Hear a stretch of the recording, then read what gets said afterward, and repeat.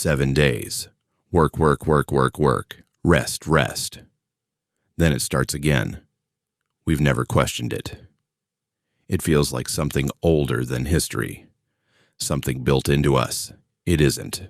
The Romans didn't run on 7 days. They ran on 8. Market day every 9th morning, the whole city built around it.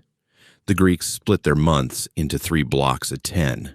Nobody, anywhere, was living on your week. Someone built it.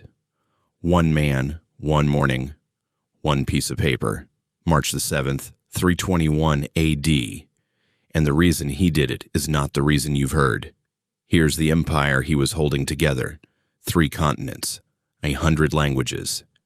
And nobody agreed on what day it was. The ports ran on the old Roman calendar. 6 days of work, the 7th spent flooding the forum for market. The countryside didn't care. Farmers worked the weather, not the calendar, and stopped only for whatever local god demanded a festival that month. And in the cities, Rome, Antioch, Alexandria, 2 newer groups had quietly claimed the same morning for themselves. Christians gathered on the first day of the week to mark the resurrection. Soldiers and officials gathered on that same morning for a different god entirely, Sol Invictus, the unconquered sun. Same day, 2 altars. To an emperor, that's not a theological question. That's a filing problem. Courts open in one province, closed in the next.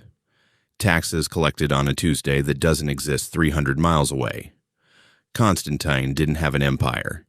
He had 100 empires, each keeping its own time. You've probably heard the tidy version. Newly Christian emperor. Bans the old gods, forces Rome onto the Christian Sabbath.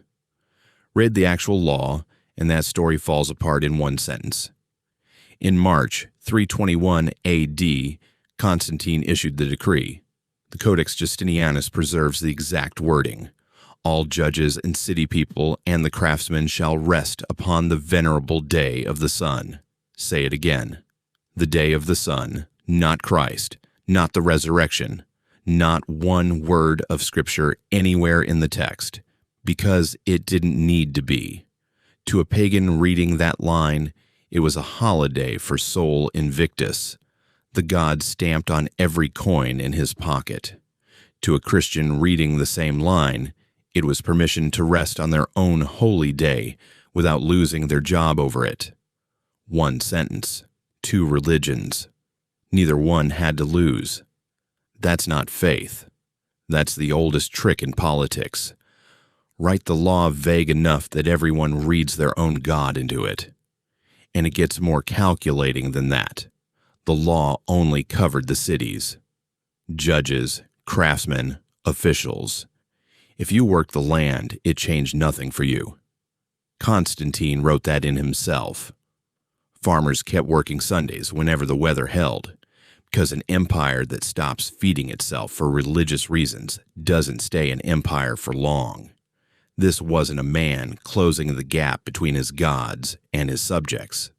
This was a man fixing his filing system and letting 2 religions think they'd won. Sol Invictus has no altars left. Nobody in a courtroom cites the Codex Justinianus anymore. But you still get 2 days you didn't earn from nature, in a rhythm nobody chose, that traces back through the church and the medieval kings and the industrial unions who fought to add Saturday, all the way back to one bureaucratic sentence written to please everyone and answer to no one. You don't rest because your body demands it. You rest because a 4th century emperor needed his empire running on one clock, and this was the sentence that got him there.